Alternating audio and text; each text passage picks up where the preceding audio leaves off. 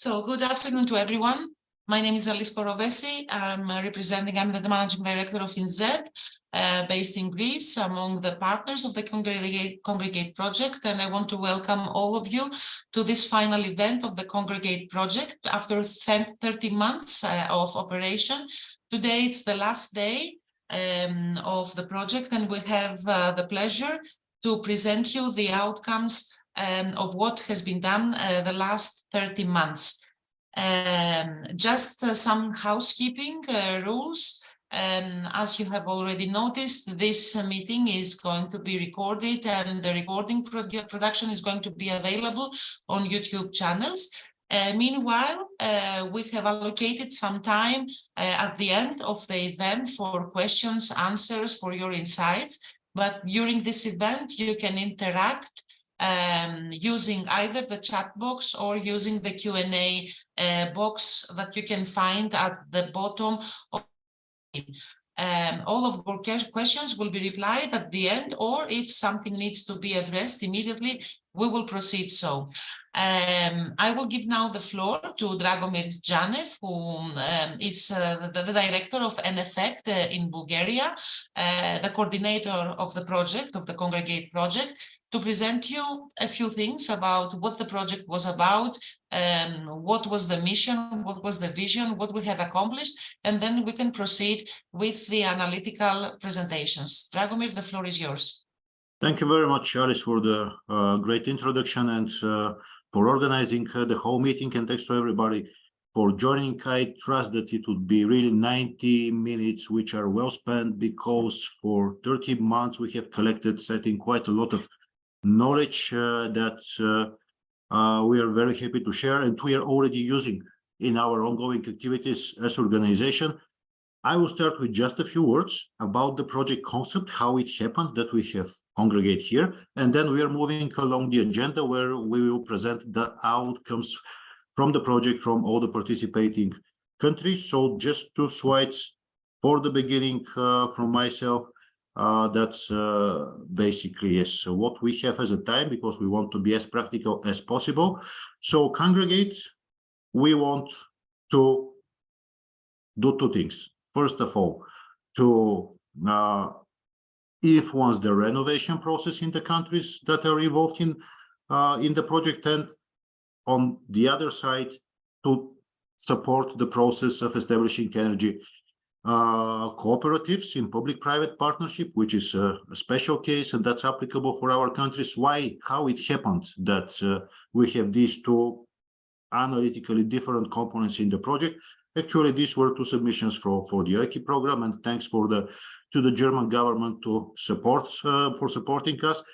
These 2 ideas, we were asked to bring them together in one single project, and honestly speaking, at first point we were all a little bit surprised by that request from the German government. We said, okay, how is it going to be possible? It's different countries, different types of activities, but at the end of the day, it all meets up in the building sector and in the end user experience in the new emerging decentralized energy system. So that gave us a common denominator, the major points of our activities, and I am absolutely happy to share with you that in both directions we have excellent thing to present in today's webinar. So once again, it's Bulgaria, Czech Republic, and Greece that worked on energy cooperatives. That would be the second part of today's seminar. And on the first part, the renovation strategies and communication campaigns to support them, we are working in Bulgaria, Romania, and Croatia. If you want a simplified look on how does it looks like in general. So basically, we develop the theoretical base in the beginning of the project. So either the model for renovation or the technical analysis on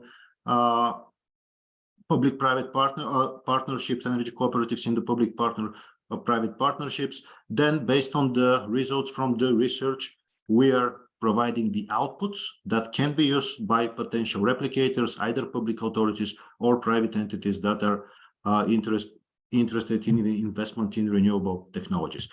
We are starting with the first part. The first part is renovation of the building stock, and we are starting with a very interesting part of the research work. Here, we are tackling something that is, honestly speaking, not very often covered by the public authorities, even though it is really necessary for us to understand how we can promote the renovation programs. And this is sociological research on what are the attitudes of the citizens, the homeowners towards renovation and renovation programs, and how can we drive that in the direction that can provide sustainability and long-term positive impacts to the society. So, Alice, back to you to present our first speaker. Thank you, Dragomir. It was short and sweet, as we said. But of course, it gave a good overview of what we did in this project. And now I would like to give the floor to Todor Galev, who is the Director of Research at the Center for the Study of Democracy, an organization based in Bulgaria. Todor will present us the results, actually, of the comparative analysis of the awareness level and attitudes towards building renovation in Bulgaria, Croatia, and Romania. So we will have the opportunity to view the results from nationally representative surveys that have been conducted during the project. Todor, you have 10 minutes. The floor is yours. Okay, thank you very much. First of all, thank you to all the participants that are here. Let me share my screen. Just a moment. You should already see it.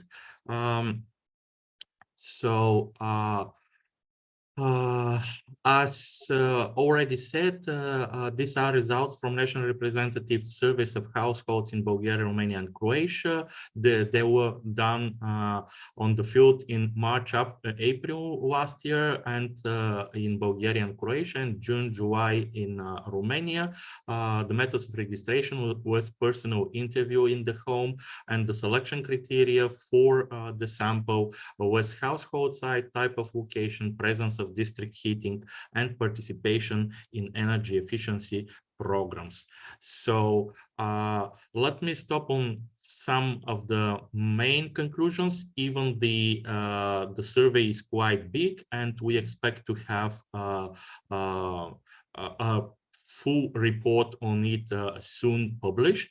As you can see here, the familiarity with publicly funded building renovation and energy efficiency programs differ quite a lot among these three countries, with Bulgaria and Croatia, where the highest shares of population is familiar with these programs, and much less and smaller share of population in Romania. But when we compare the level of familiarity, so how familiar are the respondents and the population in general with these programs, we see a completely different picture. We see that in Croatia, the biggest part, more than half of the population, is actually said that the level of familiarity is moderate. They are aware of the main aspects of the programs, but don't know about the application process. These shares, the corresponding shares in the other two countries, are much slower. As I said, in opposition to the previous slide, now in Romania, the level of familiarity, the people with a high level of familiarity actually are equal with the other two countries. So it means that these people that not only have heard about the programs, but also have detailed knowledge about the application process, what they can expect, and how it would happen, and so on, are almost equal share in the three countries, because the differences here are statistically insignificant. So this could, using this, we could draw the conclusion that actually the communication strategy in all the three countries actually helped quite small number of peoples or share of peoples in these countries to know, to have a good knowledge on the programs. The biggest share of population actually have either moderate or low or familiarity with the building renovation and energy efficiency programs. And when it comes to the investment attitudes of households, here you see the shares of households that give their own assessment what kind of amount they could invest in building renovation and energy efficiency measures. And note that these are only households, actually 248 households that already applied for some building renovation programs. So these are people that actually know what is these programs for, how they function, and so on. So most of them know even what is the cost of investment, which is already done in their buildings. So as you can see from the chart in the left, in Bulgaria, the share of the people that say that they are not able to afford themselves to pay anything for funding for investing in building renovation or energy efficiency measures is quite bigger, more than half of the population, while in the other two countries the picture is completely different. But something more interesting, the investment readiness depends actually, the analysis showed that the investment readiness depends on income distribution, education, ethnic group, and size of settlement. So even there is no linear relationship between income and the likelihood of having invested in this kind of measures, actually people in what we called middle to top of the income distribution are more likely to invest in this kind of measures. So in the in the right, you can see if we divide the people in 10 groups, in 10 subgroups, depending on their incomes. So the most willing part of the income groups that want to invest in this are actually the parts in the 4th, 6th, and 7th decile. So these are middle to the top in the income distribution. And of course, this is natural. The less willing to invest are the people in the first decile with the lowest income. What could be the possible interpretation here? So maybe people in the middle of the income distribution may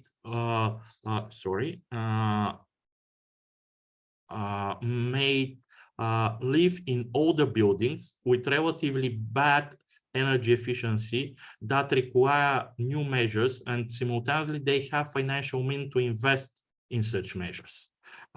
People in the lower income groups may lack actually the means to invest, while people in the higher income groups may already live in relatively new buildings with good energy efficiency and therefore see no needs to invest despite having the financial means. As I said, ethnic minorities actually also are predictable for the investment attitudes. So as you can guess, people from ethnic minorities are less likely to implement building renovation and energy efficiency measures. This could be also a problem of the communication efforts of these programs that are less likely to reach these people in the ethnic minorities. And last but not least, people living in district cities are the most likely to have this kind of measures than people living even in the capital. What are the most preferred building renovation and energy efficiency measures? You see the real distribution of what kind of investments have been done by different shares of households regarding communal measures. So this means measures that have been implemented in the whole building or in the whole entrance, if it's a multi-family building with several entrances, so blocks of flats.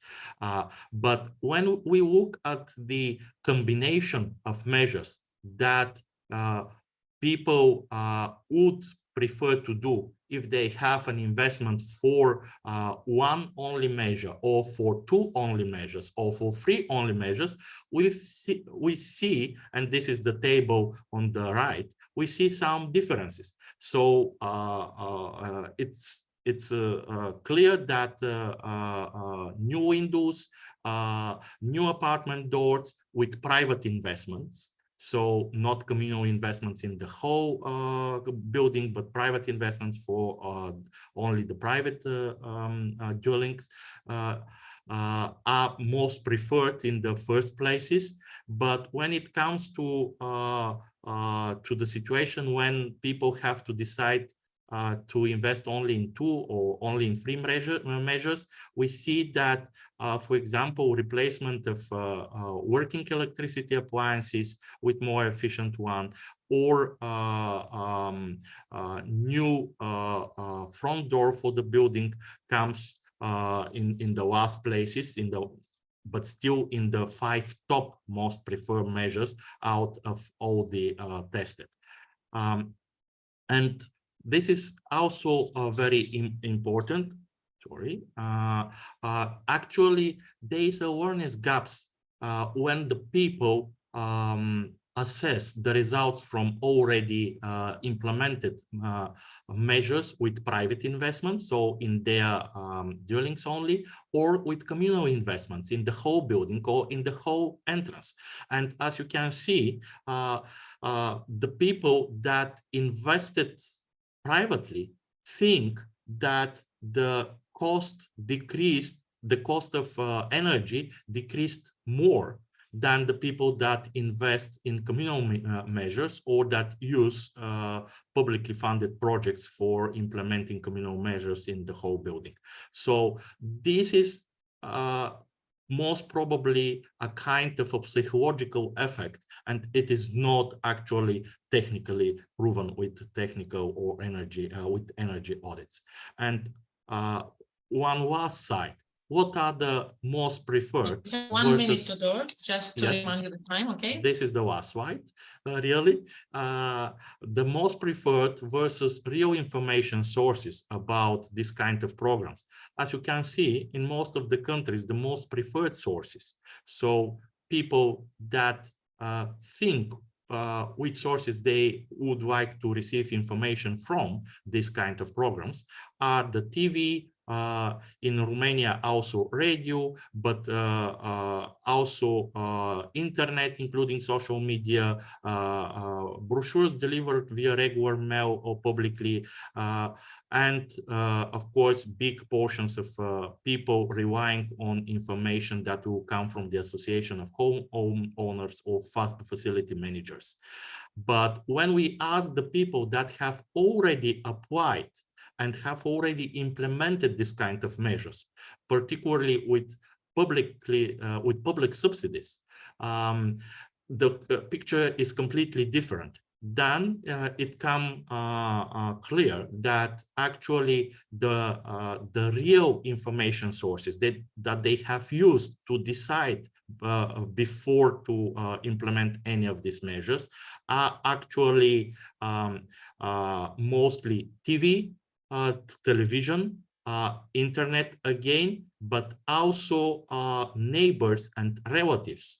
And particularly in some countries like Bulgaria, but also in Romania and Croatia, relatives and neighbors. So from mouth to ear, news about these programs is very important.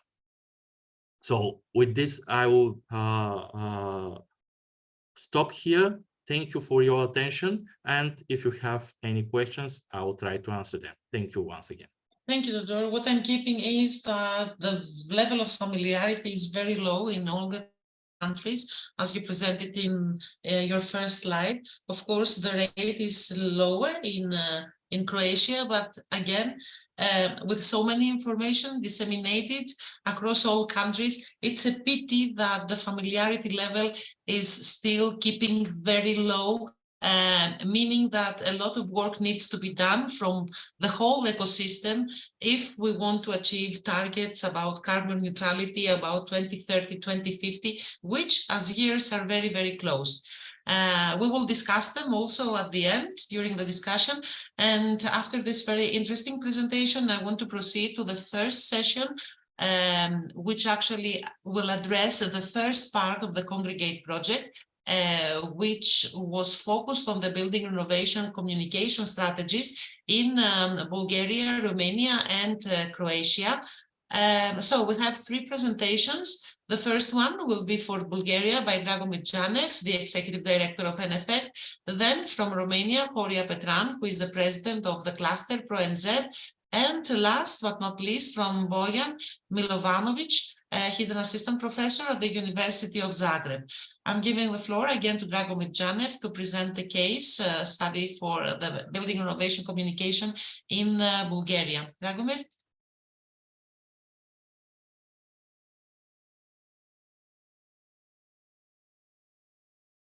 Dragomir, we cannot hear you if you are presenting. Of course you can't, as I muted. Of course, because you were, okay.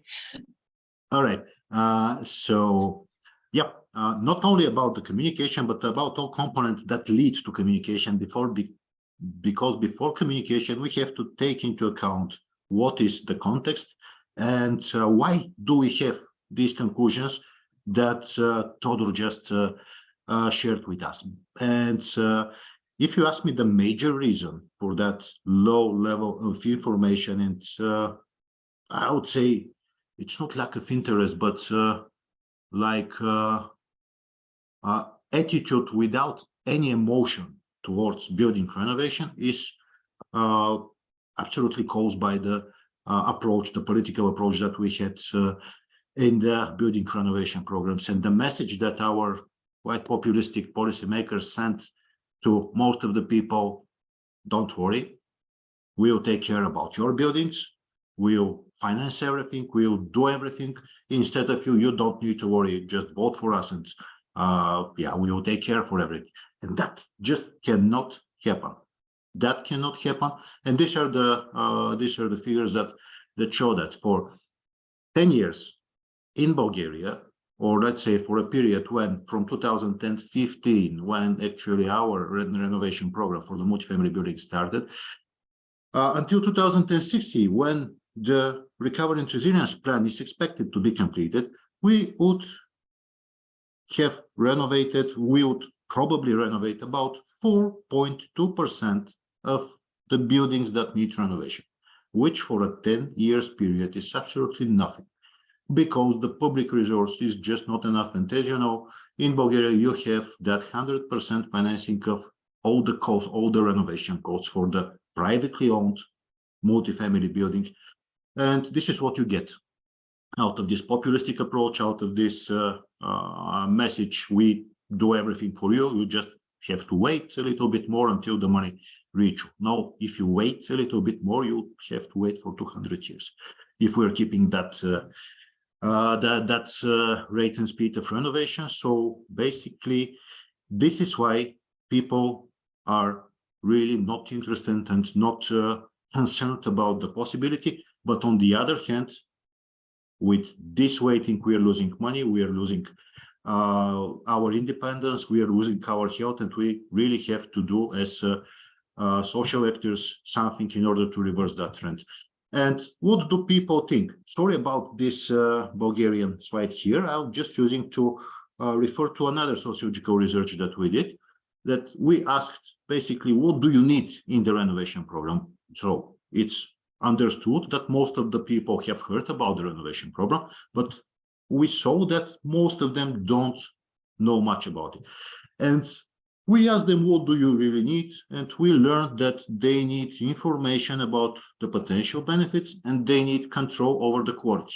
And these are the things that would motivate them to do things by themselves. If they know what they're doing, if they're sure that the results that they're expecting would be actually achieved, which doesn't happen at the 100% grant financing. And if we put the question about financing in another way, not are you willing to pay or not? Of course, I'm not willing to pay if you ask that question like that.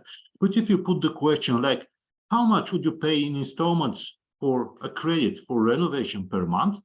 Everybody give a response, or most of the people give response, not everybody. Of course, there is a certain segment that doesn't give a response, but most of the people give a response independently of their incomes. So this is actually the vertical is the measurement of the income, and the horizontal is the Bulgarian currency, the Bulgarian level that they're willing to pay per month. And if you do the calculation, that kind of investment for a very reasonable period of 5 years would be absolutely sufficient to cover the co-financing part if the 100% financing would be decreased, which is, by the way, the case that we have now, but I'll come back to that later. Now, when we asked the questions, we asked it in another survey, how would you like to pay for such a credit? Most of the people, look, they're telling that they'll use their own savings. The next big portion says that they would prefer to be credited by a state or municipal fund, so a public body. What does it say? First of all, that there is a good starting basis of people that have their own savings and are willing to invest in renovation, and that we need financing. Of course, there is a big segment that says they refuse or they cannot afford to pay, or they don't have an idea, but for that we have the communication thing, and that's very important. And that's part of the important part of a major part of Congregate that we'll discuss. And again, same results. Where do people get information from? TV, relatives, friends, and neighbors. Absolutely confirming the results that Todd presented, and of course, internet comes at the next level, but it gives you absolutely clear idea that you have to do two-level communication campaign. One at general level, covering the main TV channels, and then going down at the local level, community level, to bring in the topic and the arguments into the closed circles that are actually bringing the decisions to the table. So many people tell us you don't have the arguments, you don't have the tools. Come on, we do have the tools and the arguments, and I'll tell you what Congregate brought. Congregate and some other projects brought us, first of all, the opportunity to monitor the actual impact of renovation, comparing non-renovated, shallow renovations and moderate renovations, because I'm not talking about even deep renovation here.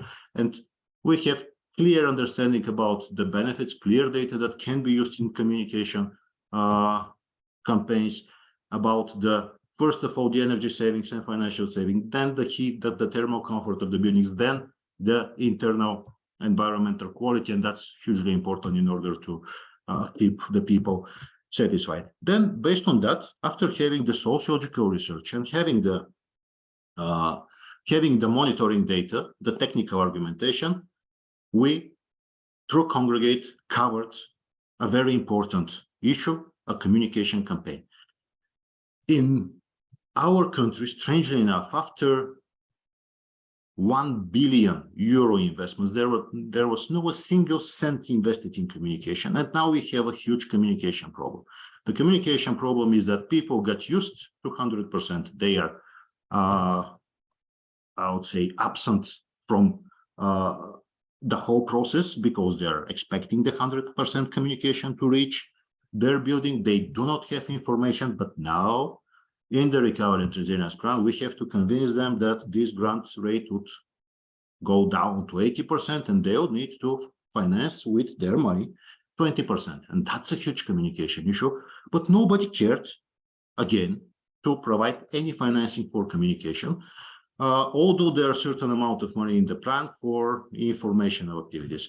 So we took that certain amount of money and we said to the Ministry of Regional Development, now look, we have our data, we have our research.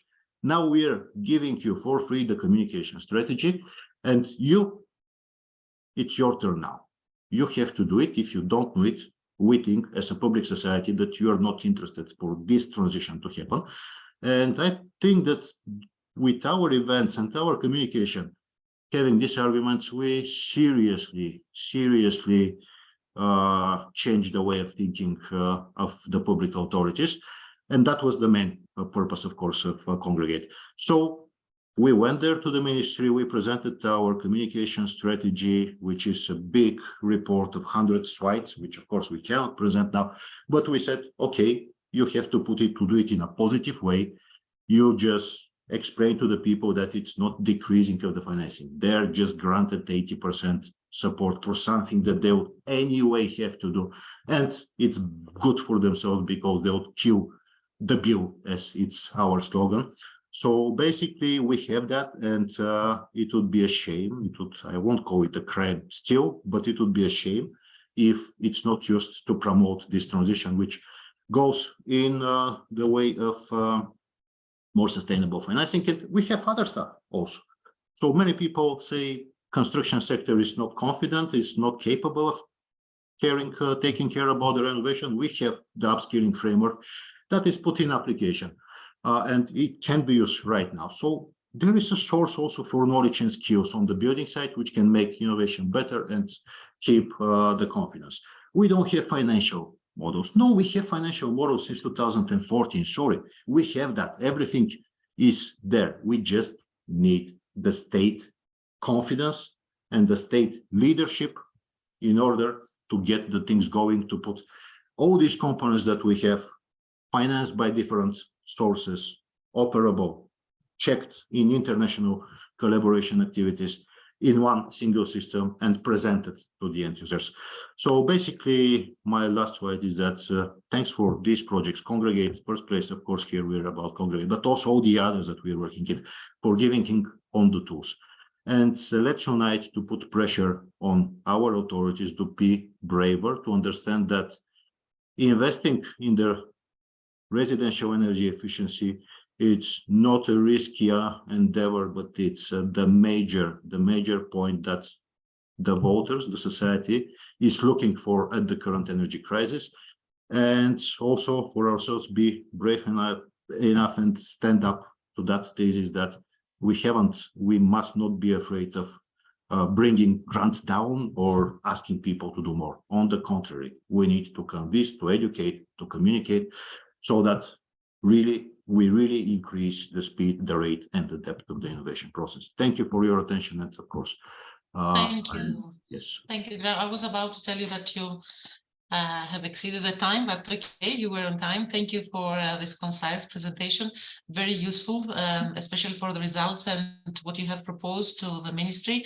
But let's proceed to the next presentation by Horia Petran to have also an eagle, let's say, view about what happened in Romania. In the meanwhile, I see some activation concerning the questions and your recites. So one more round. Keep in mind that you can post your questions or whatever comment you might have, either at the chat box or at the Q&A box. So Horia, the floor is yours. Just to remind that Horia Petran, he's the president of the cluster ProNZ in Romania, and Romania was participating in the Congregate project for the first part, again, about building renovation. Horia, the floor is yours. Just please keep the time of 10 minutes, please, if we want to finish on time. Thank you very much. I will try to hurry up, but the message is to try to renovate them.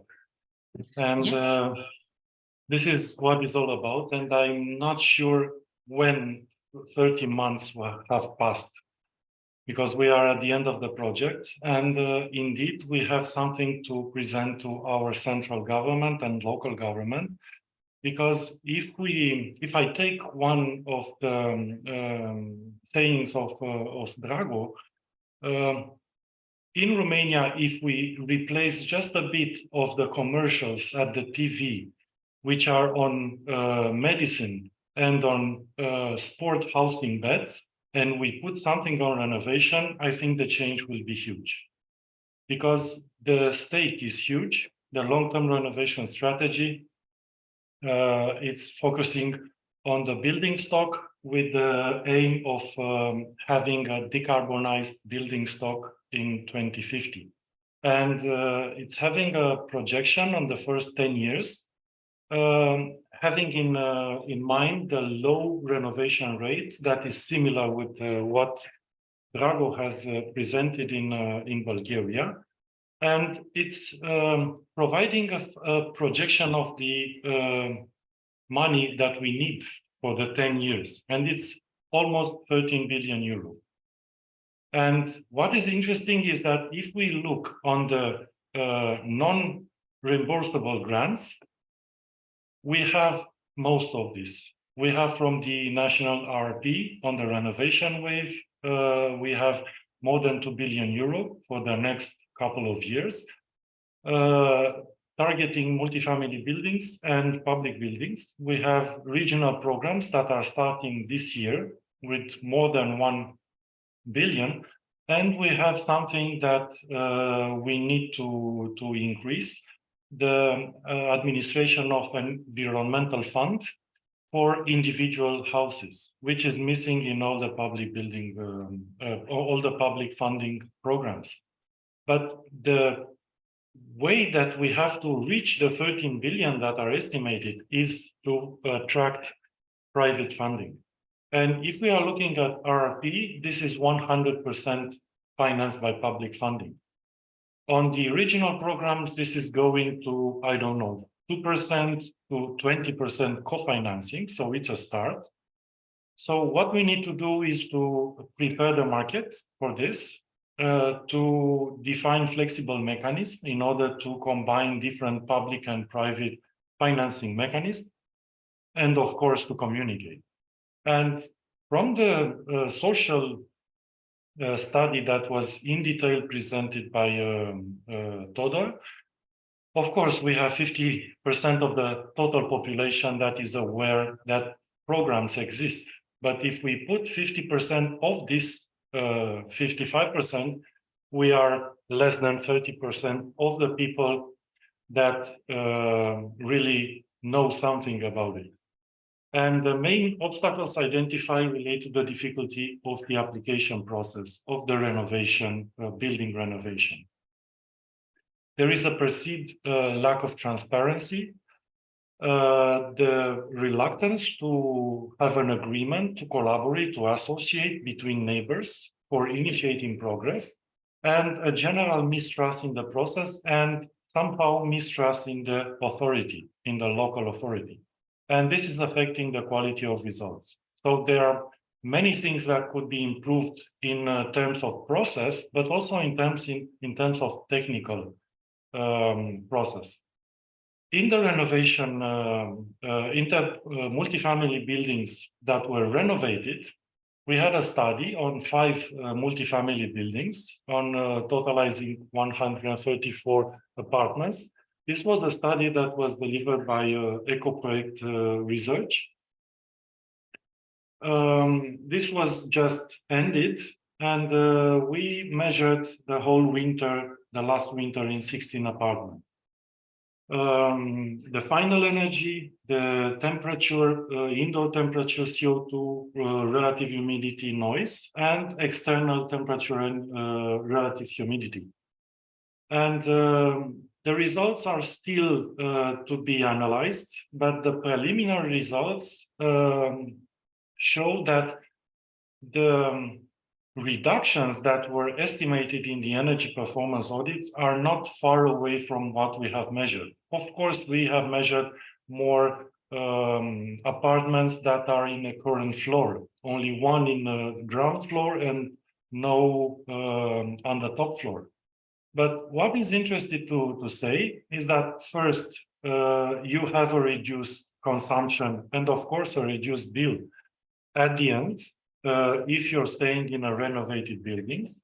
But more than 50% on average and more than 80% in some apartments of the time in the whole winter were with a CO2 concentration more than 1000 ppm.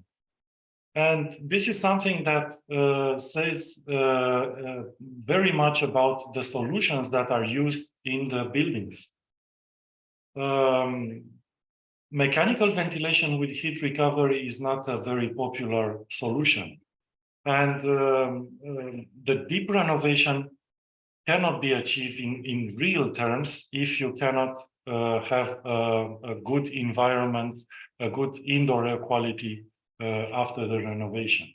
So it's about making noise. It's about having a straightforward communication strategy to communicate first the goals, the benefits, providing guidance to accessing available programs for deep renovation and financial mechanisms, and to facilitate the access, the understanding and the access to the public and private financial instruments.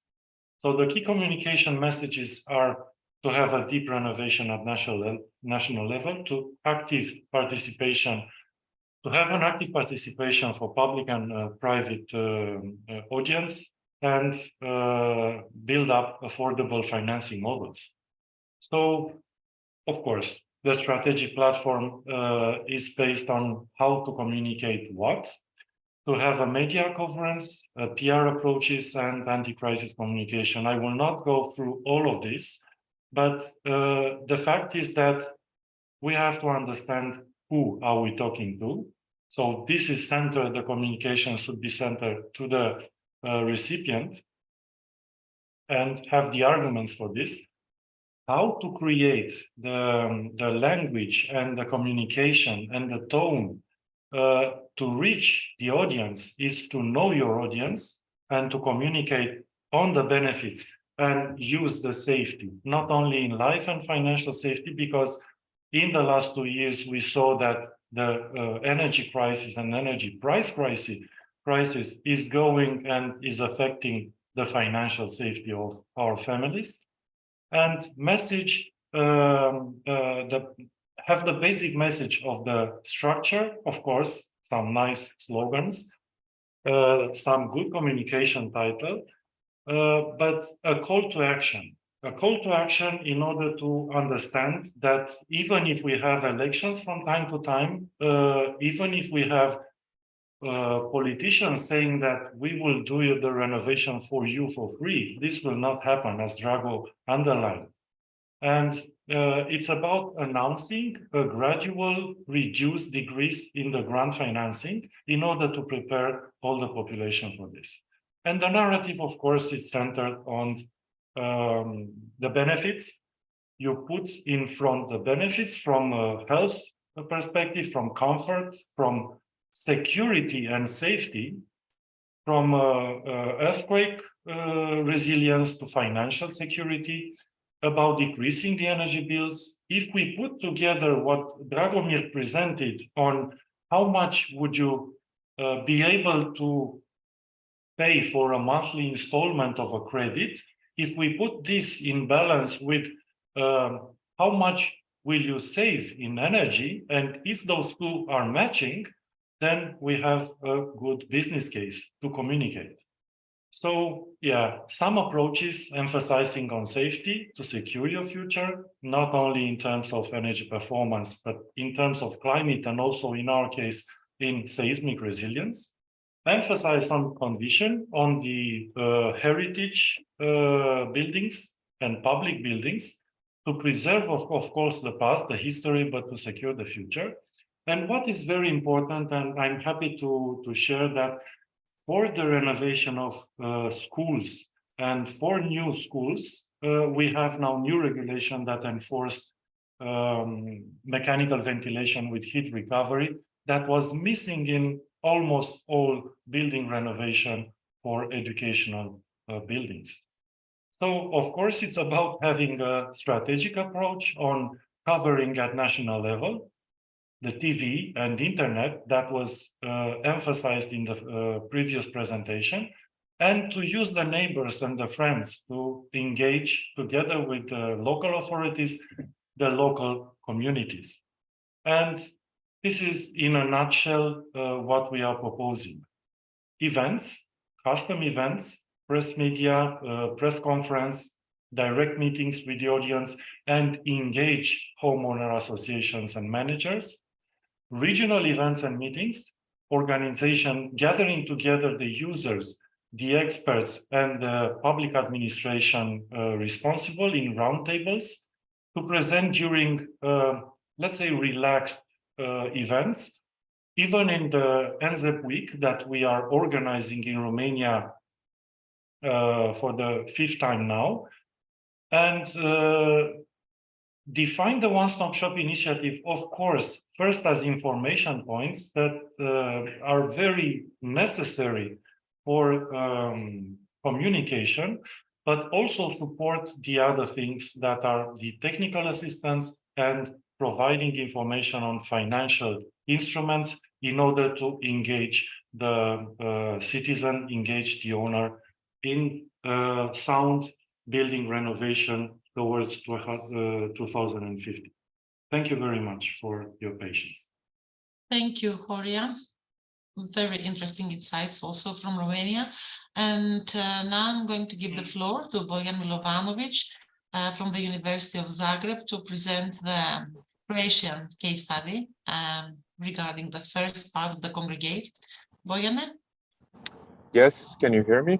Yes, we can hear you. Okay, perfect.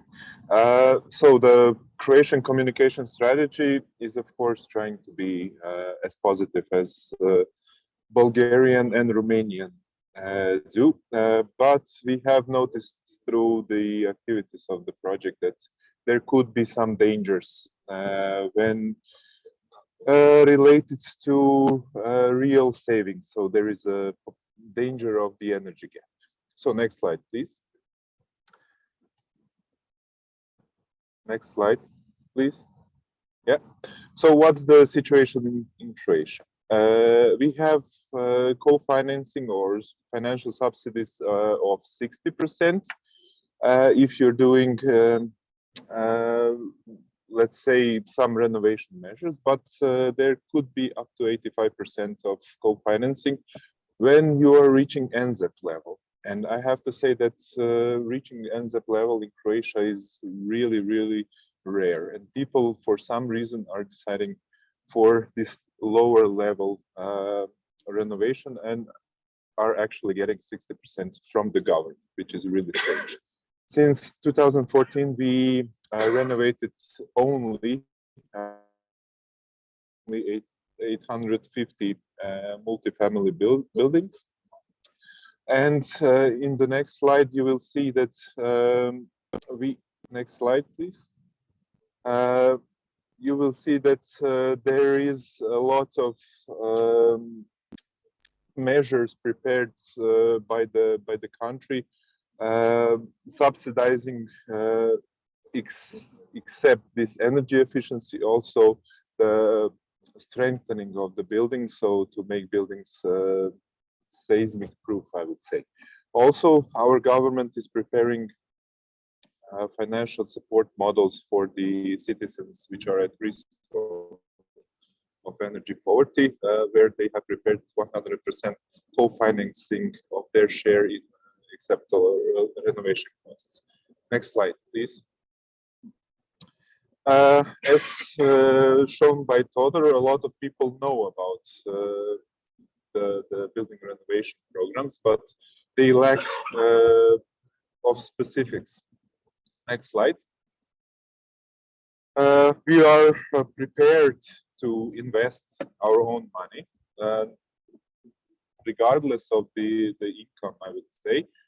People are willing to invest some money per month and also on yearly basis for the energy efficiency measures. Next slide. The thing is that out of those people, those 850 buildings that were renovated using the subsidies from the state, a lot of people actually for the difference, 40% difference that they have to pay. A lot of people invested their own money, and just 18% went for the bank loans. The key communication issue we have in Croatia is a bit different than the Romanian and Bulgarian case. We have two problems. We have the problem of the energy gap in Croatia, and also there is a strange way of evaluating the subsidy calls. We call them first come, first serve program. Next slide. Where in this first come, first serve program, we had 2 years ago, we had a subsidy call where some 600 million of Croatian kuna, which is, let's say, 90 million euros per, let's say, there was a huge interest, but the quota of this 80 or 90 million kunas were handed over in.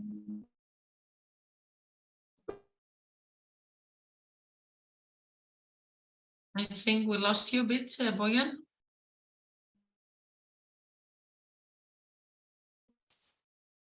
Sorry, I not understand you.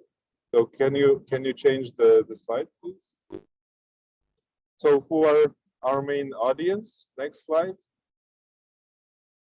Our main audience are the people, please click, are the people who are discussing, once again, click, who are discussing about the energy renovations, but they didn't act upon it. So, and also the people who still didn't discuss about energy renovation. If you combine those two groups of people, we are reaching some 70% of the people who could be the target of our communication campaign. And also, we have to think of the people who did apply for the subsidies, but they think the application process is too complicated. Next slide, please.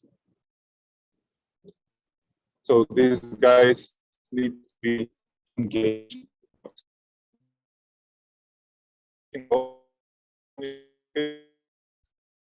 Provided to propagate the energy efficiency, the advantages of the energy efficiency to the general public, but also to, let's say, warn the state officials, the governments, and actually the engineers, the architects, that we have the issue of the energy gap in Croatia. So we need to warn the public bodies, but also to change the public attitudes in support of the overall process. Next slide, please.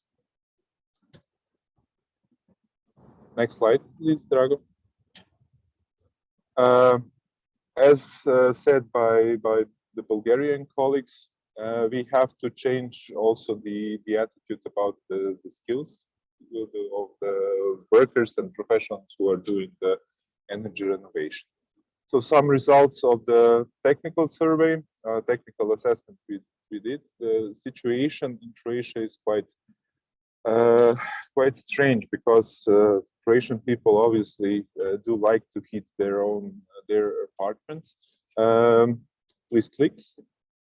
So the temperature in Croatian apartments on average is between 24 and 25 degrees Celsius. So we need to act in our communication campaign also in this direction. Next slide, please. And we have to communicate the issue of the mechanical ventilation, as already said by our Romanian colleagues. So CO2 levels are quite high in Croatia. Please click. So inadequate ventilation is in most cases. Next slide. The issue related to the new recast of EPBD or the EPBD proposal, the new one, is the issue with renewables. So this is the situation, current situation in Croatia, where renovated buildings actually don't utilize the renewable energy sources.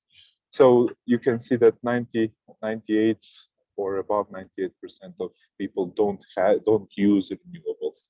Next slide. So these are the communications we have, the communication aspects we have to tackle.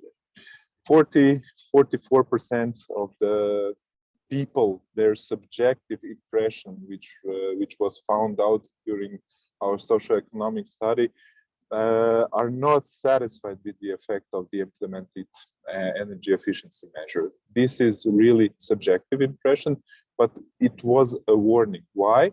Next slide, please. This was a warning because the measured energy gap is actually around 20, total savings are around 20 to 30%. So if you're looking at an average building, you get savings in only heating around 37%. And if you are looking at heating and domestic hot water consumption, savings are around 23%, let's say, while the target savings during the design process were above 50% in Croatia in average. Next slide, please. So we have a potential problem. Why? Because people are, as you saw before, communicating with their neighbors, their family, their acquaintances. People are using the internet and social networks in Croatia, and there is a potential of negative publicity if we continue in this way. That's why in Croatia we decided to also take a second direction of communication to warn public bodies, to warn the government, and to warn, let's say, architects, engineers, so professionals, to up their game, let's say, so to make the whole process better. Next slide. Who are we talking to? Next slide. We are talking to ordinary people, people who have issues in their building, who have issues with the sick building syndrome in Croatia, who have some issues with energy poverty also. And we are trying to, next slide, please. We are trying to personalize the communication to motivate them on a personal level. We are trying to speak in a rational tone and clear language. Next slide. The message is that basically get involved in the energy renovation. There is a lot of positives by reducing the energy bills. There are positives by getting the nicer buildings, getting the healthier buildings, and with all that you get at least 60% of co-finance from the government. Next slide, please. So, key message is new life for the high-rise buildings. So you get old buildings and you get refreshed buildings. You get the higher value after the renovation of your apartment. Next slide, please. So what we do, and what we did during the project Congregate, we did a lot of communication. We organized events also in combination with other projects we are doing. We gathered quite a lot of people around the project. Next slide. We did, next slide, please. We did media and social networks communication. Also a lot of communication, communicating all this, all what was mentioned before. Further steps, the positives is that Croatian government or the Agency for Legal Transactions and Real Estate Mediation is taking over the results of the CONGREGATE project, both social economic study and technical assessment, and they are they will be doing, they started actually a pilot project for the establishment and implementation of systematic energy management and development of a new financing model, which is financing from the National Resistance and Recovery Plan. Next slide, please. So thank you for your attention, and hopefully you heard basically the whole presentation. Thanks again for the attention. Thank you, Bojane, and thank you for sharing also the Croatian case study. I see some similarities with the Greek case study. I mean, especially for the funding schemes about the first come, first served, which always brings troubles and headaches to the applicants who will get the funds. So yes, our countries, neighborhood countries almost, they're facing some same challenges. In any case, we will discuss the things at the end. And it's time to proceed with the second part of our event, addressing the second axle of the CONGREGATE project, which is about the public-private partnerships for establishing energy communities and energy cooperatives, of course, in favor of the citizens always. So I want to open this dialogue as well and give the floor to Bulgaria first, and specifically to Stanislav Andre from NFEC to present what has been done in relation to this topic in Bulgaria. So Stanislav.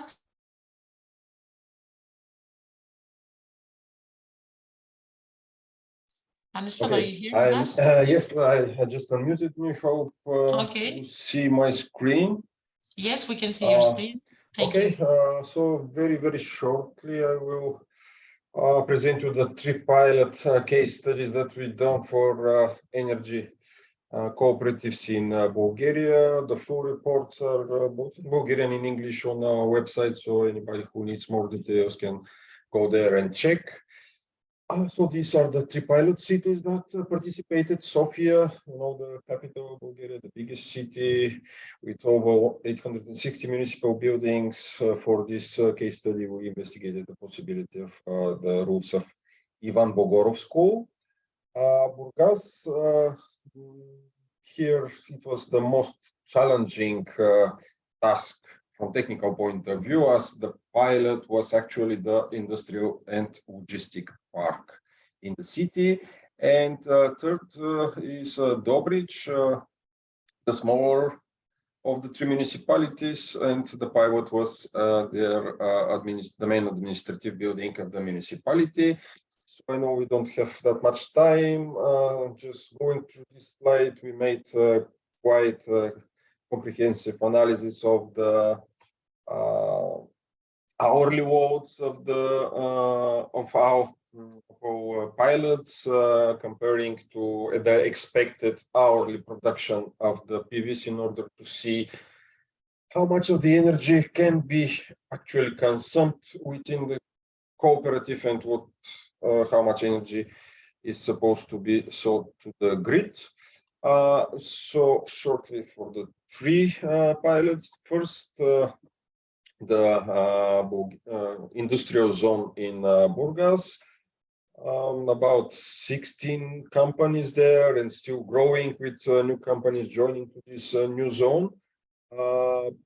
Some of them using geothermal energy, some of them already installing PVs on their roofs. Also, the good thing was that there was a wastewater treatment plant nearby, and next to it, currently the municipality is building anaerobic installation. So we investigated three scenarios to compare and see what is best, and if the energy cooperative gives some benefits for its members. The first was business as usual scenario. Every company, individual projects on their roofs, using as much energy as they can and selling all the rest to the grid. Then cooperation between the companies within the zone that they can share energy between them. If somebody has a bigger roof but less consumption, others have more consumption with small area of the roofs. So it is much better for them to share and leave this energy within the zone and not selling it to the grid, as they are losing actually money. And the third scenario was if we include also the anaerobic plant nearby, connecting it to the zone with a direct cable. And we reached a solution where all the renewable energy produced is actually kept in the zone. No energy need to be sold to the grid, which actually we found as the best case for model 3. We, of course, in the last 3 years, the prices of electricity and all the energy sources go up and down, and it is hard to predict. But anyway, using a pessimistic approach, we found out that they can have for a longer period, if they do the investment together with the municipality as a partner with the anaerobic plant, they will have a fixed price of about 1,010 Bulgarian levs, which is 105 euro per megawatt hour, which is sorry, 280, which is compared to a price on the market of 210 levs per hour, including all the taxes and the services of the energy traders. This is quite a good investment actually for the members. What we figure out as conclusions that it is still hard in Bulgaria to do it because there is lack of knowledge and lack of legal models, let's say, and contracts, example of contracts. So they should start from the scratch. But anyway, we found that this is possible. It is something that can be overcome. Here in this case, there should be a leading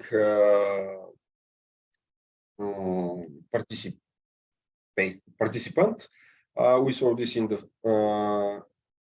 in this role. We put the municipality actually, who was supposed to make the initial design and actually develop the technical solution in a way that make the companies in the zone willing to participate. I mean, some to be ready as a project, let's say. Very good price levels are achieved. The payback is less than 10 years, and it is ensuring that all the members of this cooperative within the zone have a predictable price for a long period of time. It can be significantly improved with some smart solutions. The efficiency of the plants within the zone, and here actually the anaerobic plant was the K that was used in the model as a balance of the loads, so they can get energy from the zone when there's overproduction, and then give it back to the zone in at later hours when there is no production from the PVs. So the next model, much simple one here, is just the building of the main administrative building in Dobrich municipality. We had also very detailed information about the hourly consumption of the building. It was available, so we were able to make very detailed analysis. Unfortunately, no other municipal buildings were around it, so most of the energy, after all, was supposed to be sold to the grid. Anyway, again, two scenarios. One, again, business as usual. If the municipality is investing,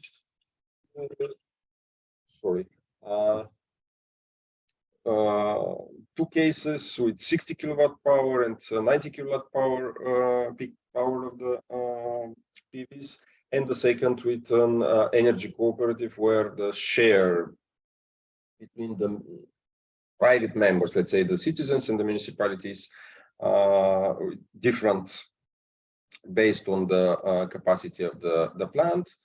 What is interesting to be mentioned here is that we investigated the case with batteries, and we found that actually batteries are not solving the issue. They can increase the efficiency a bit of the system, so more of the energy produced from the PVs will be used in the building, but up to 3 to 5%, which is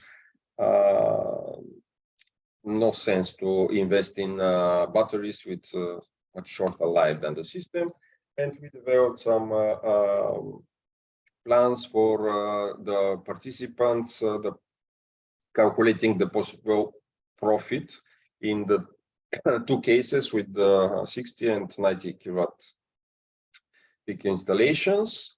So it's quite competitive compared, for example, to the bank products and the deposits, the conditions for the deposits on the banks.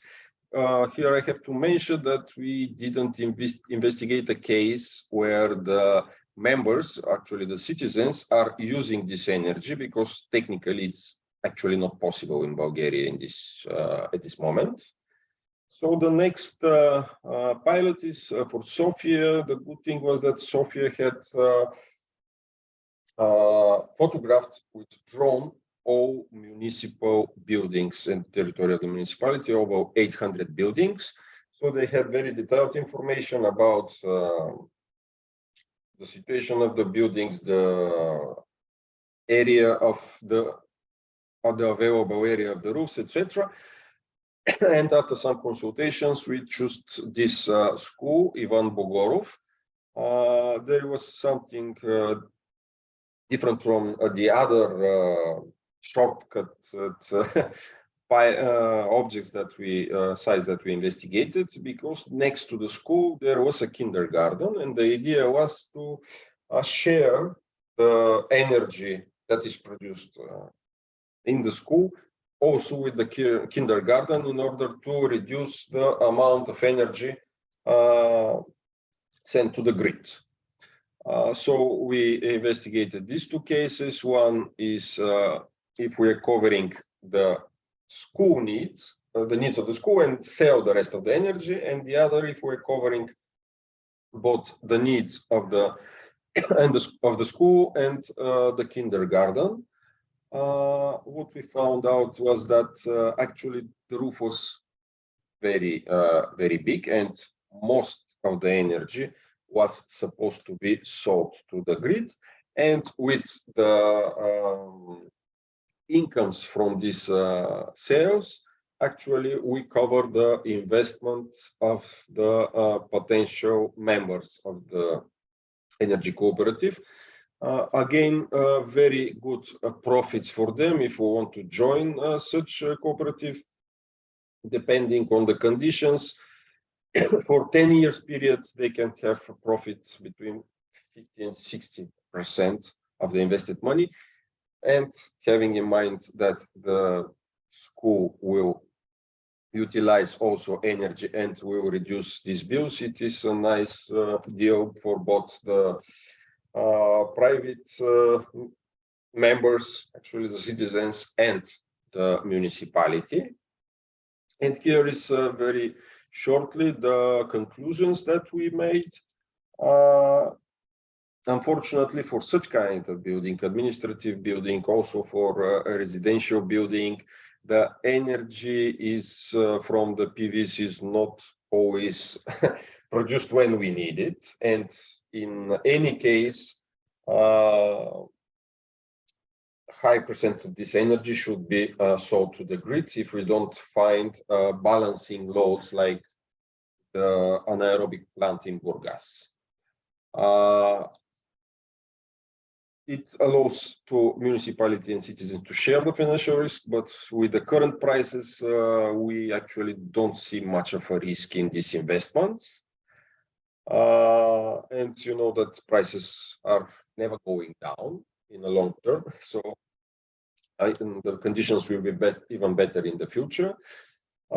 Again, we see the leading role of the municipality that should prepare the project and communicate it with the citizens in order to ensure the project is financially feasible, in order to show them that this is a low risk investment and that they are welcome to participate. So unfortunately, we couldn't find a building with another profile like sport facility in order to exchange the energy between the buildings and let's say utilize more of it on site instead of selling it to the grid. But this is actually the priority, to use as much as possible of the produced energy on site, and combining different sites with different load profiles is the key for us. Still, batteries and energy batteries are not the solution at this stage. So I hope I was fast enough, and I will be here for any questions if they arise after the presentations. Thank you for the presentation. Yeah, we will discuss some questions that we have received at the end. Without losing time, I'm giving the floor to Thanasis Manoloudis. Thanasis, are you here? He's our colleague here at INZEB, and he will present the Greek case study for the 3 feasibility studies that have been produced for Egaleo, Farsala, and Pavlos Melas municipalities. Thanasis, the floor is yours. Thanasis, can you hear us?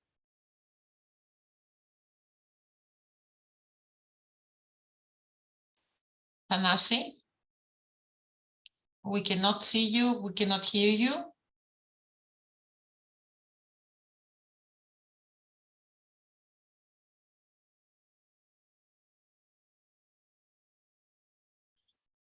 No, unfortunately, we cannot hear you. If you try to change your microphone or something like that.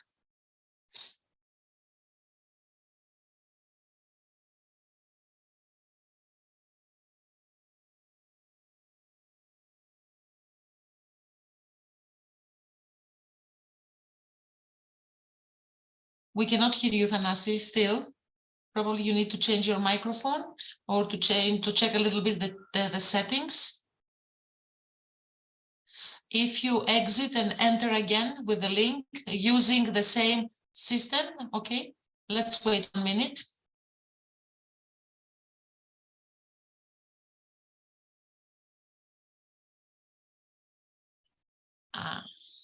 Okay.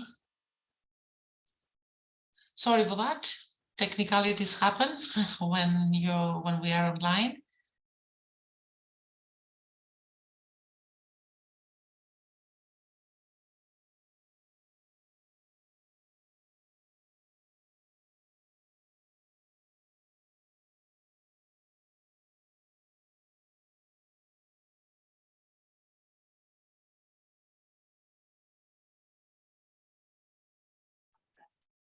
Let's try now. Hello. Now we can hear you. Alice? Yes, Can we can hear you now. well? We can hear you well. So please share your presentation. Yes. My apologies for the delay. I will try to be as thorough and as smart as one moment. Okay. Here you go. We cannot Good afternoon see to your all of you. presentation though. If you can share your presentation, Thanasi. And we cannot see it still. Just Okay. press the share button.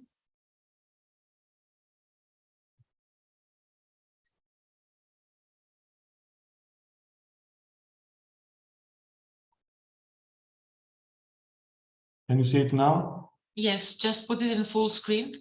Yes, can you see it now? We can see it now, yes. Okay. Thank you. Yes, yes, you can proceed. Problem solving, okay, Alice? Yes, Thanasi, everything is okay. Please proceed. Thank you. Good afternoon to all of you. It's a great pleasure to meet you again and to present the results of our common project after 2.5 years. Especially for the Greek team, it was this specific project was a challenge as it was running in parallel with the implementation of the law on energy communities. So the case studies that we produced were quite at the beginning of the law that was enforced in Greece. That's why it was of a big interest in terms of how this law can be implemented in municipalities in Greece. And that's why there was quite a big interest on the implementation of this project.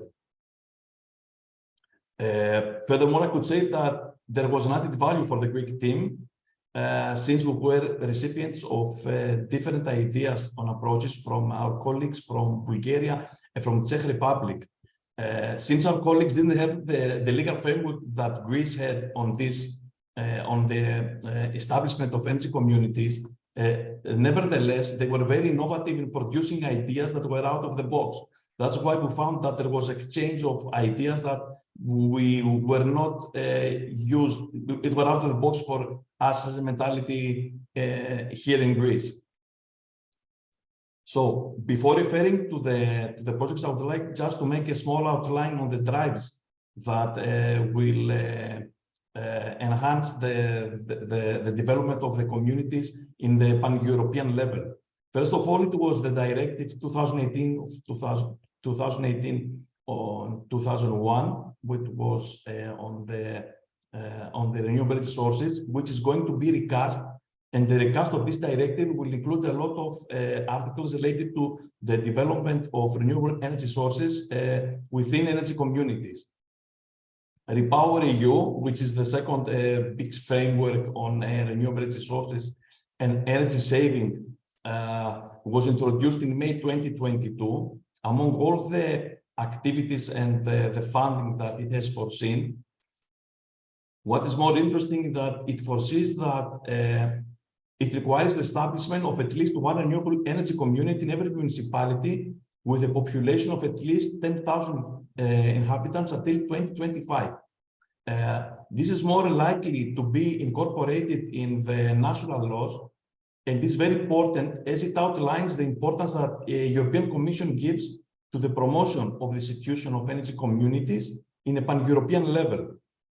It's more likely to be incorporated in the national laws, perhaps via the recast of the new renewable energy sources directive. So this is something that we will have to confront even in a legal aspect within the following years. And bear in mind that it refers to municipalities at over 10,000. So even small municipalities will be forced to form energy communities in their operation. In Greece, the law was enforced in 2018, but energy communities began starting and developing in year 2020. Luckily, the law in Greece was very innovative. I could say it was very modern, and it incorporated a lot of different activities for energy communities, as you can see here. Even it includes even water desalination plants, for instance, for communities that are for the Greek islands. So in this quite big range of activities, an energy community is entitled not only to produce and sell energy, but also to do consulting, studies, train, develop, supply and distribution, and provide energy services. Within this framework, there was a big development of energy communities, but this is quite a magical diagram. It does not refer to municipal communities, but to mainly to private communities that are profitable. It was a disadvantage of the law that didn't foresee that how this institution could be exploited by profitable organizations in order to speed up their licensing procedures. Nevertheless, it gave a push to the institution, and of course introduced the institution of energy communities to a big range of people and of course municipalities. Taking this into mind, in the beginning of the stages, we in ZEP thought that it would be better to engage municipalities that had already a maturity and of course political willingness in order to participate in the projects. That's why we did a selection process with some criteria that we evaluated the maturity of each of the municipalities that want to participate. And of course, there were some other criteria like their energy monitoring systems, the climatic zone, and the population. That's why we concluded into the implementation of, into the engagement of 3 municipalities. The biggest one, which is around 100,000 inhabitants, was near Thessaloniki, Pavlos Melas. The second one in the wide area of Athens, Egaleo. The inhabitants, the population is about 65,000 inhabitants. And the third and small rural municipality of Pharsala, which was chosen because it's a rural municipality and wanted to differentiate the solutions and the typologies of the proposed energy community. That's why we chose this small municipality. In order to conclude to the suitable solution typologies, we used, of course, the existing legal framework and the presuppositions that it sets. We took into consideration the time plan of the CONGREGATE projects because we had very good ideas, but they could not be implemented even in a pre-feasibility study within the 28 months, 29 months of the CONGREGATE project. The available energy data that the municipalities had in order to provide with us. And of course, the bureaucracy. There were some solutions that we would propose energy communities with a wider range of members, but there were bureaucratic reasons in forming the community. That's why we selected communities that were more simple in their form, but they could be implemented.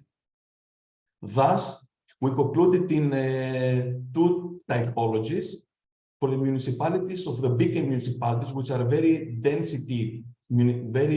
highly dense municipalities, Egaleo and Pavlos Melas, Athens and Thessaloniki, we could say. The municipalities will form energy communities that consist of the municipality, the development agencies of each municipality, the school committees of primary and secondary education, and the households who wish to participate in the municipality by virtual net metering. In a second stage that we have foreseen in our studies, we have foreseen the potential involvement of private entities or local associations. Beginning from Pavlos Melas, what the idea was to prepare a pre-feasibility study on PV systems that would be developed and operate on the rooftops of the school buildings in order, hence, to cover the own needs of the buildings, and then the surplus of the energy to be divided among the members, the households that would participate in the community. That's why we did some walkthrough audits and to see which are the suitable schools in terms of both location and, of course, of licenses. And we concluded, especially for Pavlos Melas, in 4 municipal sports halls, 10 schools of secondary education, 2 municipal conservatories, and 1 cultural center we will see.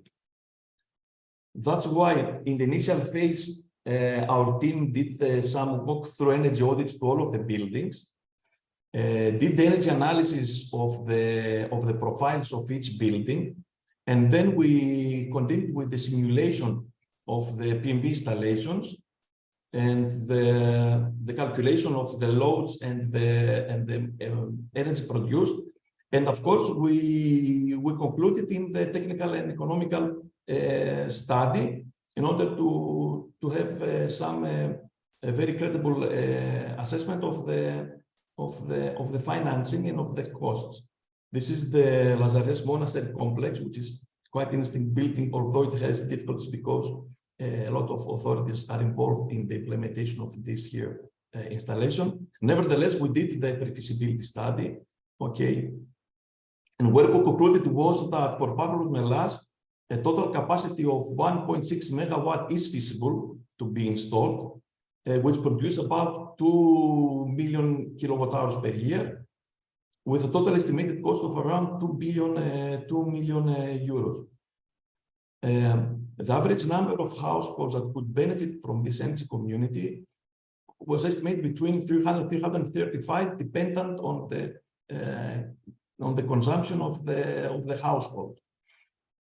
And of course, the Greek law foresees that the limit of the energy community power capacity is 3 megawatts.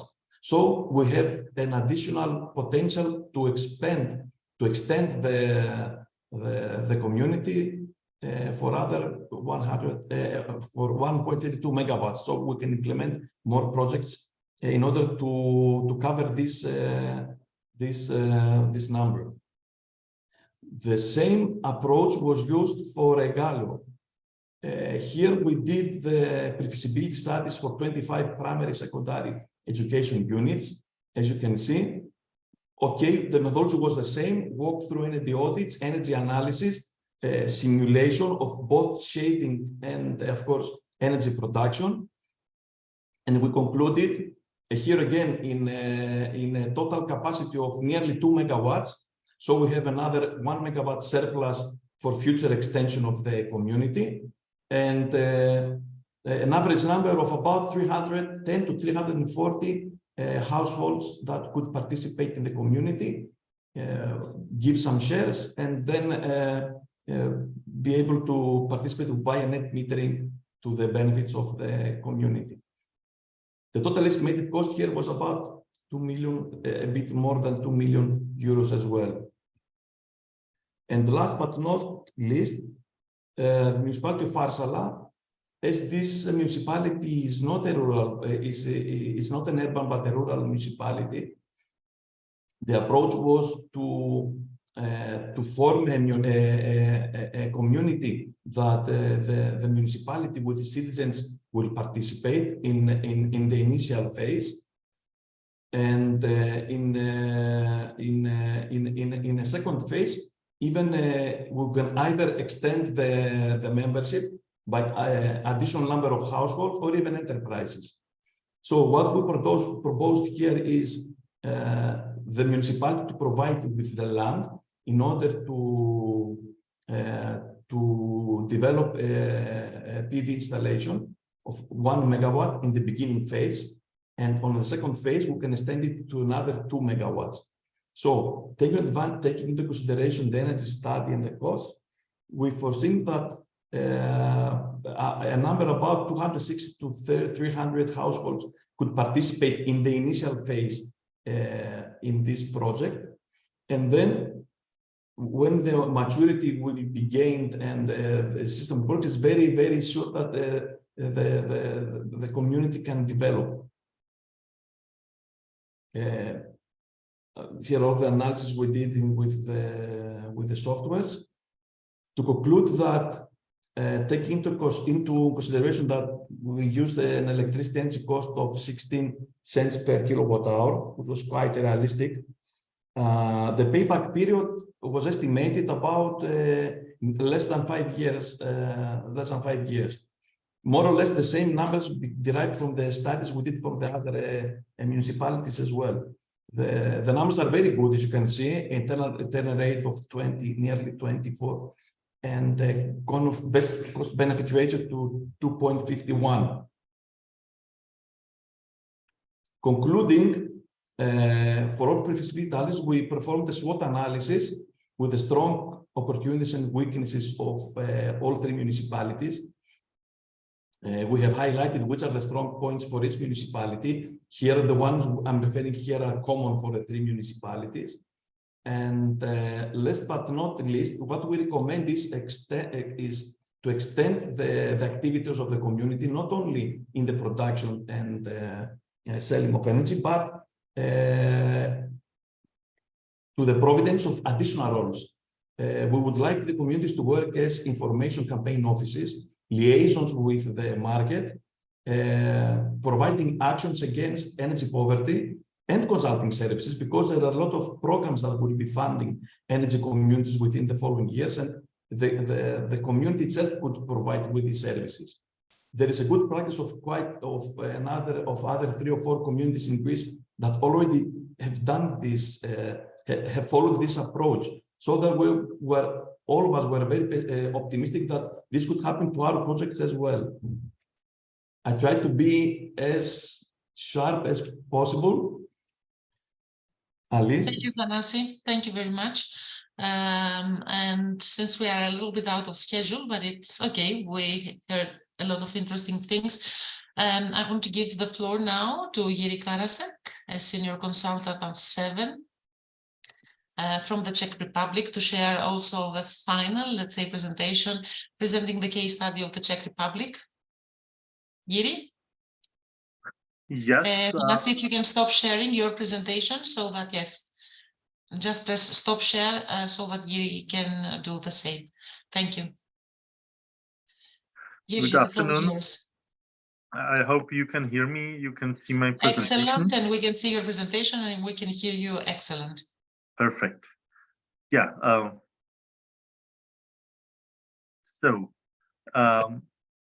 I will introduce today our achievements in the Czech Republic, especially in 3 municipalities. The barriers we taken into account were following. There was no rules for establishment of renewable cooperatives. There is legislation for consumer protection, and another challenge for us was ownership of technologies. The most important thing was sharing of energy for us during the time of preparation. We worked on energy production, energy storage, if relevant, linked with energy efficiency and with the demand response topic. I will give you examples of 3 municipalities we worked with during that at least two years. I would start with the smallest one, which is Přeštice. Population of the town is around 8,000 inhabitants, and we started with them on base of another OIKI project called Beacon, and we started to work with former mayor and deputy mayor in the picture. During the time of cooperation, the situation has changed, and we have new mayor.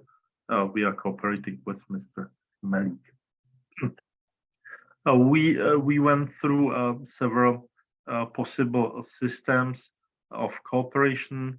The final one is with so-called virtual battery, where current installation or new installation should be included. We would use the municipal company. Our study is based on evaluation of 31 municipal buildings. You can see the overview tables where suitability of installation of PV power installation was evaluated, and parallelly consumption of those buildings, possibly also or possible installation. We started with the following process. buildings with the planned PV installation. This was the first process. Then we proposed linkage or connection to the energy community through buildings with installed PV, then merging buildings with PV with those where PV is not installed to the larger energy community. It is linked or phased in phase 1 and phase 2. At the end, we moved to the 4 alternatives. First is on existing building with already installed PVs, then including other municipal buildings, then inclusion of apartment buildings into the energy community, and involvement of all school buildings. You can see the results of our modeling. So the energy consumption is starting on 193 megawatts per year, and total electricity production is estimated on 174 megawatts per year. The investment evaluation will be shown later. So the payback period visible on this small smart chart starts on 7 years. In the last case, the average payback period based on our stochastic model is 10 years for option 4. We can include financing from the modernization fund and operational program in environment. Our results are based on the agreement with the local energy supplier. So purchasing energy, electricity is linked with the potential of energy community in the region. Another case is energy community of Tabor, mid-size city with 34,000 inhabitants. In this specific case, the number of public buildings is relatively high. We worked with 210 buildings operated by city administration, and again we used our evaluation criteria for suitability of PV installations. In this specific case, there is a municipal company called BITES to be lead in this field. We applied a bit different system for Tabor because Tabor already identified 13 buildings suitable for the installation, so we respected that and followed the feasibility studies which are in progress.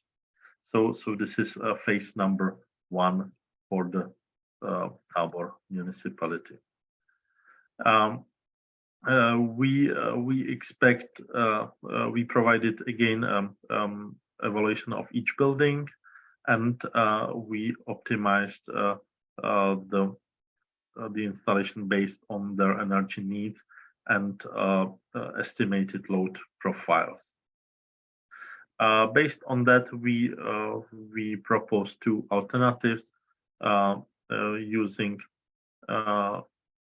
all surfaces of municipal buildings with a maximum electricity production, and the second, a 50% utilization of the potential areas on the roofs. In those cases, the installations and the ambition is quite high, with the 1,000 megawatt hours produced per year for the alternative one, and 50% of that for alternative two.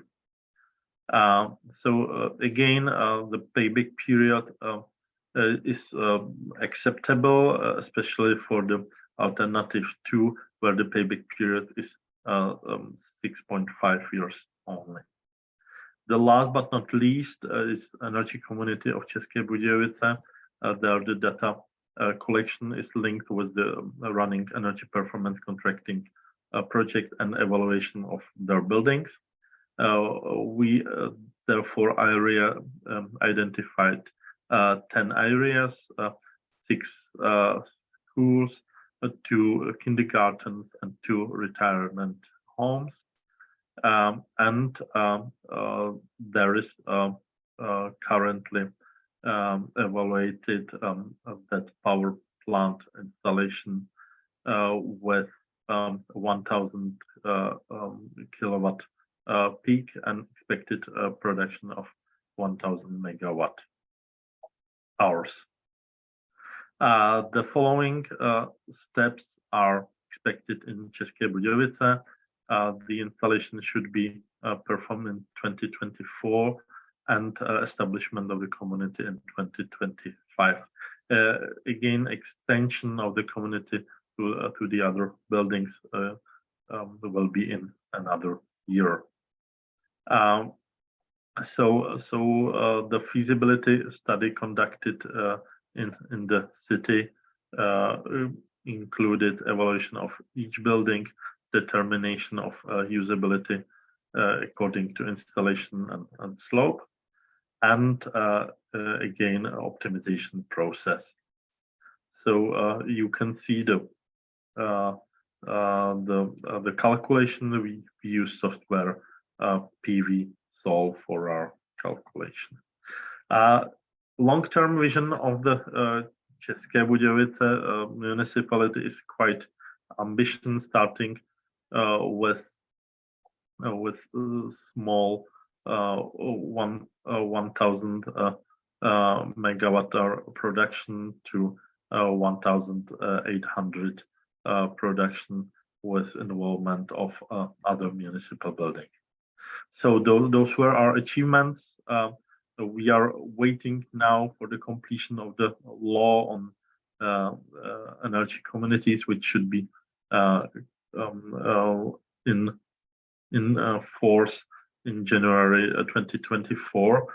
In parallel, we should work on agreements with or contracts with the electricity supplier for sharing energy.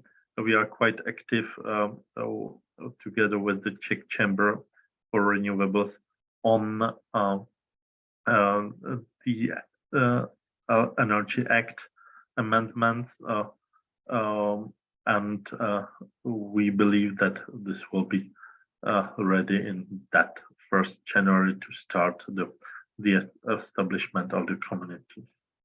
However, in between, there are some new rules, especially good for individuals, and for commercial projects, which means that in the last year we started projects of a size from 12 to 14 gigawatt installed of photovoltaic, which is huge, and we can say that energy transition in the country has started, and we are part of that. Next steps, 2 of 3 municipalities are linked with us through Unioseka project, and they will continue with preparation of the Sustainable Energy Climate Action Plan. So the views are positive, and we will stay with you. Thank you for your attention. Thank you, Jiří.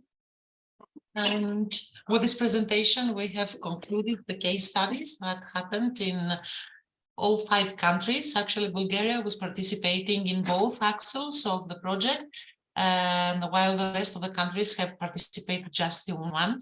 We have a couple of questions here that came, and this is about what is the future of renovation and the future of buildings for cities. And I think that this question is mainly for the first part that we have presented. So if there is a volunteer from Bulgaria, Romania, or Croatia to answer this question.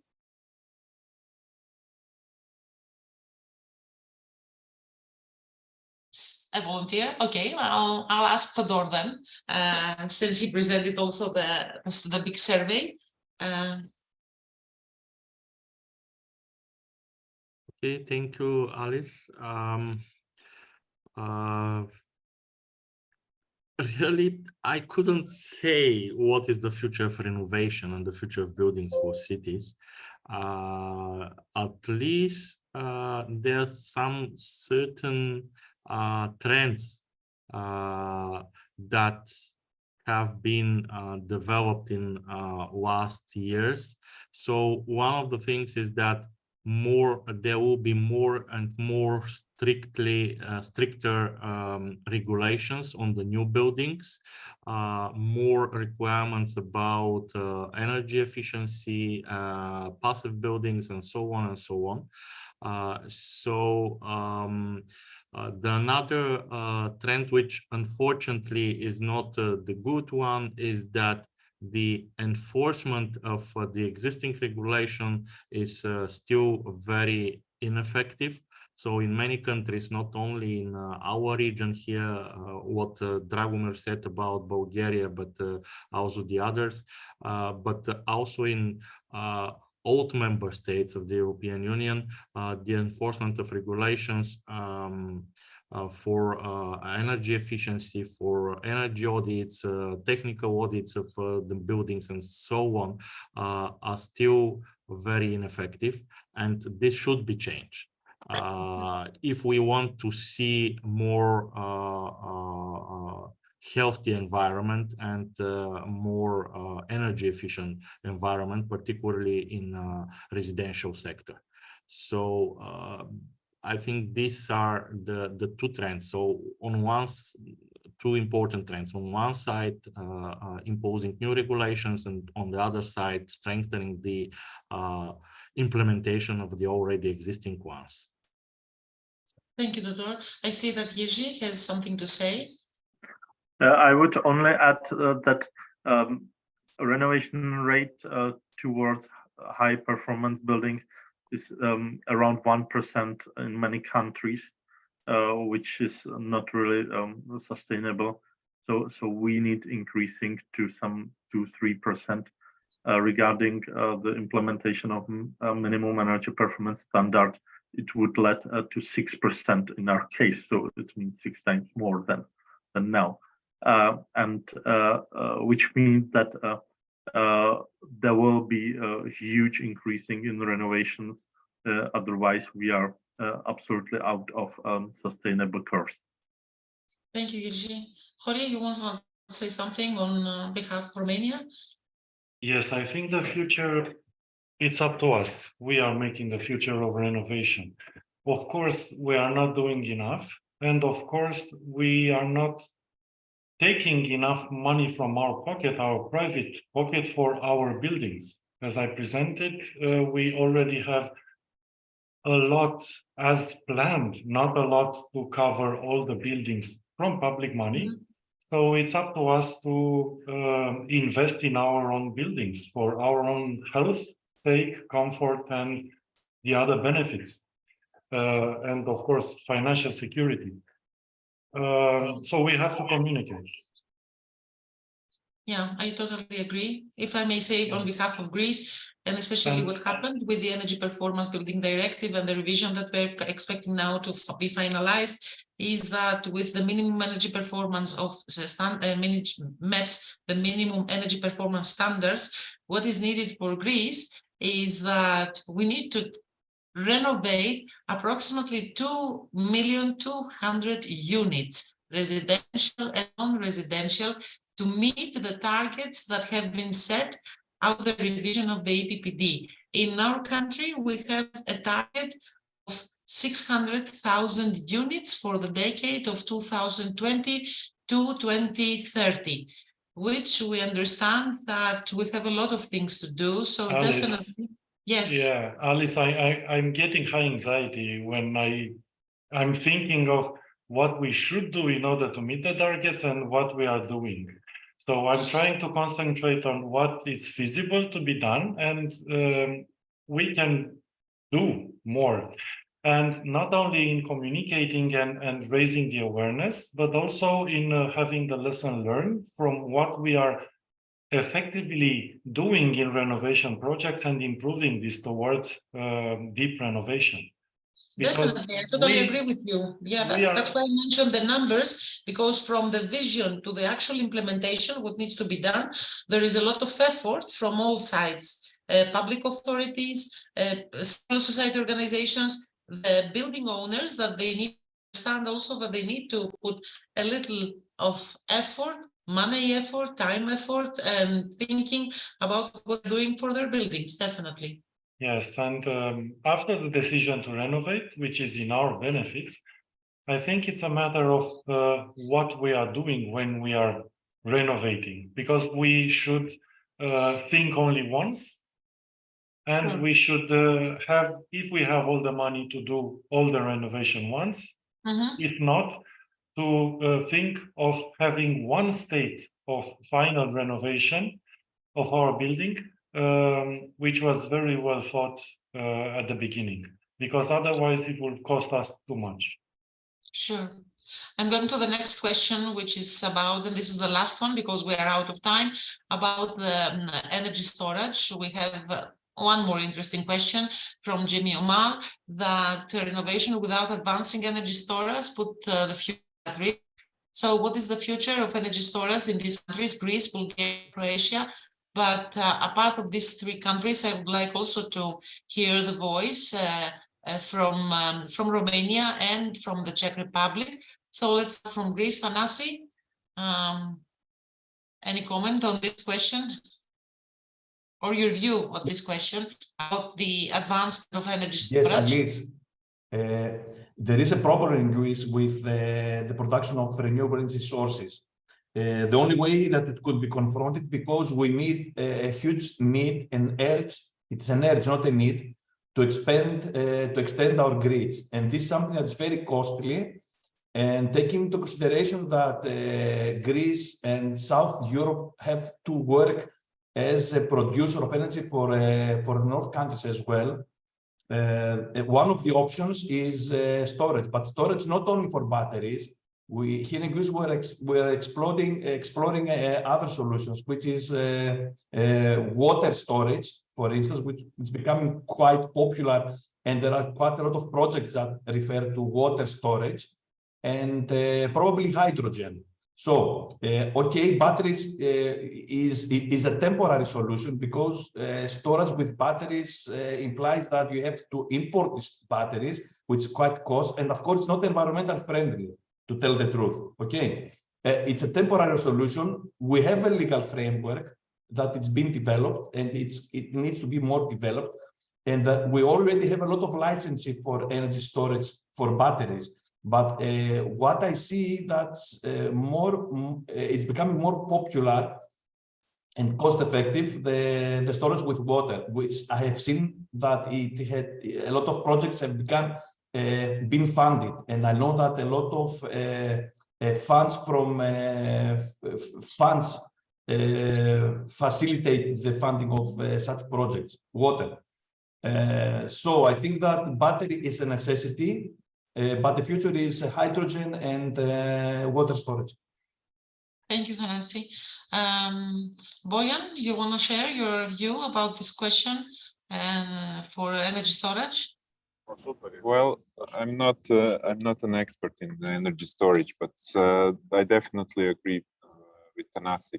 Batteries are too costly and not really environmentally friendly. So we need to actually look for another solution, which was mentioned, water heating or hydrogen fuel cells. So definitely innovations in that field are for us to be seen what the future holds. I'm not an expert, as said, so I really wonder what's there. Okay. Any other views from Bulgaria, Romania, or the Czech Republic about the question? I'll join here. Yeah, first of all, Yes, Stanislava, yes, we're listening to you. we can divide it into electricity storage and heat storage. Heat storage is quite, let's say, simple at this stage and at building level. Electricity storage, however, is the issue. In Bulgaria, we had the biggest pump hydropower plant, over 700 megawatts of power, which is, let's say, the most sustainable solution to storage for electricity storage at, let's say, national level. Unfortunately, it's currently out of order. I know that in Greece, such a pump hydropower plant is under design, I think. We commented with Thanasis maybe in the past, but on microgrid level, it's really an issue. Batteries are not solving much of it currently. So there are a lot of perspectives. One is to have these much more automated microgrid networks that are combining electric vehicles with the network, so using the batteries of the electric vehicles for balancing the loads on a microgrid level. However, there is not yet a simple and plug-and-play solution for this. And this is where I see the future, managing electricity on microgrid level using the batteries of the electric vehicles. But for this, a lot of investment in the infrastructure are needed, and this is maybe not in the short future, let's say. Thank you. Any other views, Horia? Something from Romania on this issue? Well, I was focused on renovation, and yeah, this energy storage, of course, there is a need for that. It's very expensive. From a personal experience, in the compensation scheme that is now active in photovoltaics for prosumers in Romania, it doesn't pay off. But yeah, as a global issue, I would not take the time of the remaining time of the webinar to say something on this. Thank you anyway for the opportunity. Yeah. Jerzy, you want to comment something on behalf of Czechia? Jerzy? In case of the Czech Republic, the storages are really needed. I'm sorry, can you repeat?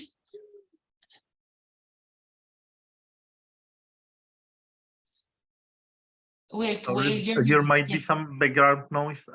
In case of the Czech Republic, the storages are being built and they are quite needed. Okay, good. And one final comment, that we have a question for you, Thanasi, about the Repower EU and about the interconnection with Egypt. It was by Hannah Shipi. Reply to this question so that we can conclude. This question, it's about the Repower EU initiative that didn't contain the interconnection project, especially the Egypt-Greece interconnection. Are you familiar or are you aware of that? So that we can reply. Thanasi, you're muted. Thanasi, you're muted. We cannot hear you.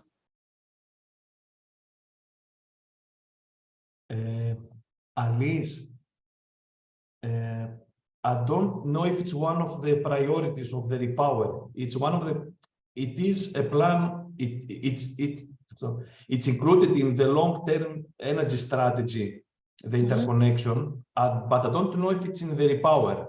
I think it's not connected because repower, much my understanding, refers to it's a 300 billion project, funding scheme, like not project. It refers, okay, to energy saving and incorporation of renewables, but not in interconnection.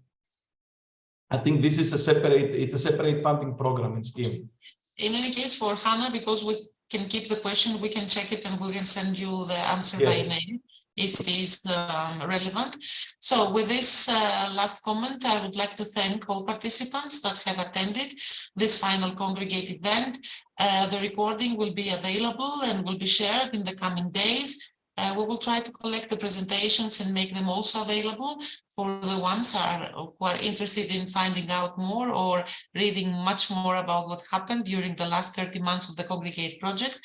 Thank you to all speakers. Thank you for the excellent collaboration that we had during the last 30 months to realize this project, and let's do our best for more collaborations in the future in advancing energy, building renovation and advancing energy cooperatives, not only in the countries that we are located, but also in the other countries as well, if we want to achieve the carbon neutrality by 2050. So with that, I wish you a pleasant afternoon. I wish you a great weekend ahead. And thank you again for being here with us today. Bye. Bye, everyone. Bye. Bye bye, everybody. Bye.